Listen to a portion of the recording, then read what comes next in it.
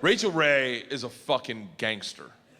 Like, legit She comes in, I do her show, she comes backstage at like 8 in the morning, she's got a pint of Guinness, a bowl of chili with a fried egg on top. Oh. She comes back, she goes, I know you're a comic, I thought a beer might loosen you up before the show. I don't know if you like a chili with an egg. I'm like,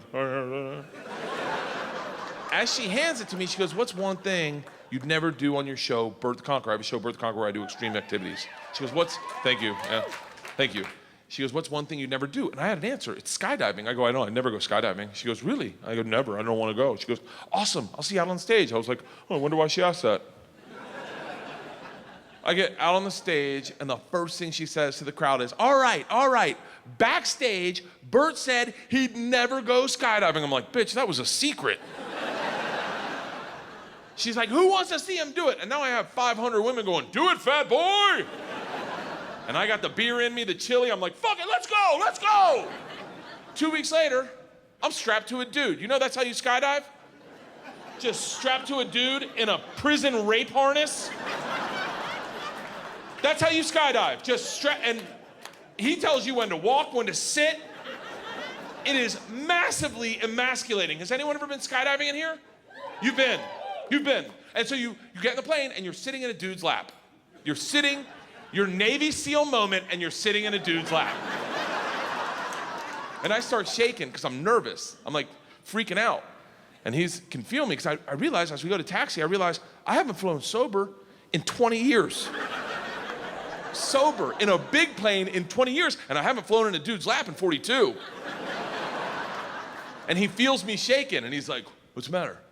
I go, what do you mean, what's the matter? I go, I'm nervous. He goes, about what? What do you mean about what? He goes, what are you nervous? What are you afraid of? I go, I don't know, you'll get hard. You'll get hard, that'll trigger me, I'll get hard. We'll both get hard, then we'll jump out of the plane. Our chute won't open, and that's how two backpackers will find us. You fucking me into the earth. You fucking me into the planet. That'll be the how I go. This guy craved dick so bad. He had a man harness him up and fuck him out of his shoes until his head exploded in the woods. I go, I'm nervous, our chute won't open. He goes, you couldn't kill us if you tried. I'm like, I'm a smart guy, I could fucking figure it out.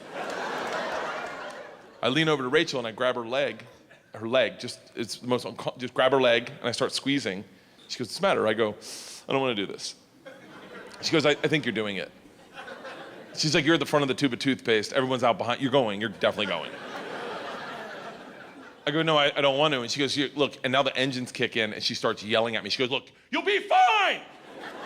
Whatever you do not watch me go out the door. You will freak the fuck out.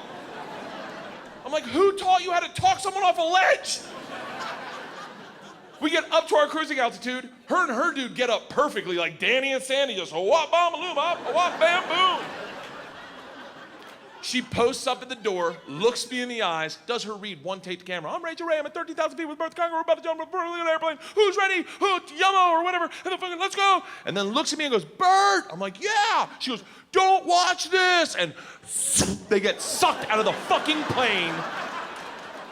And I have panic shoot out of my asshole. I grab onto the cameraman who's not wearing a parachute. There's an open door at 13,000 feet, and as soon as I touch him, he just starts kicking me. Get off me, asshole! Sound guy posts up in the corner with the boom mic like a gladiator. Get him down! Get him down! My guy just takes over and Baby Bjorns me. Here we go. Takes me to the corner, and I lock in. I go, I'm having second thoughts. He's like, we're going in 3. I'm like, I'm not hard yet. We're going in 2, and I was like, you go by yourself, I'll meet you down there. And then he says, oh my God, what's wrong with your straps? I'm like, what? Whoosh. And we go screaming to the earth at 100 miles an hour. This guy's in my ear like, do you want to catch up with Rachel? I'm like, fuck her, she's dead to me.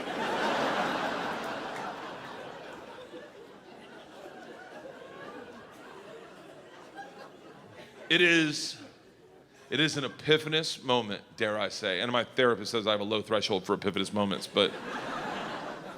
And I always say, like, did you want to go skydiving?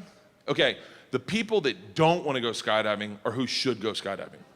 It's those that don't want to go that appreciate it the most. You go and you're just Viking all the way. Ah! People who don't want to go, there's a moment where you realize the dice have been rolled. There's nothing you can do to change this. You're either gonna live or die in 5 minutes, and you can't take a pill or start working out to stop it. It is out of your control, and you are forced with a decision. How do you meet your maker? Do you go out like a Viking? Ah! Or do you start crying like a baby? Ah! Oh, I picked the Viking. At that moment, I said, I've had a beautiful life. Let's do it. Ah! Until the chute opened, then I started crying aggressively. Like bad, like in a dude's lap. Have you ever cried in a man's lap? Have you ever had a man take you out to the middle of a field and sit in your lap and just sob silently? That's technically what I'm doing to this poor guy. Because the first thing I thought of was, my kids, I'm gonna get to see my kids again. And pizza, like I get pizza. And I just started sobbing under this canopy, and the poor guy's like, dude, it's gonna be okay. Like, we did it. It was so bad when we went to land, he's like, clean yourself up. They're gonna think I did something to you.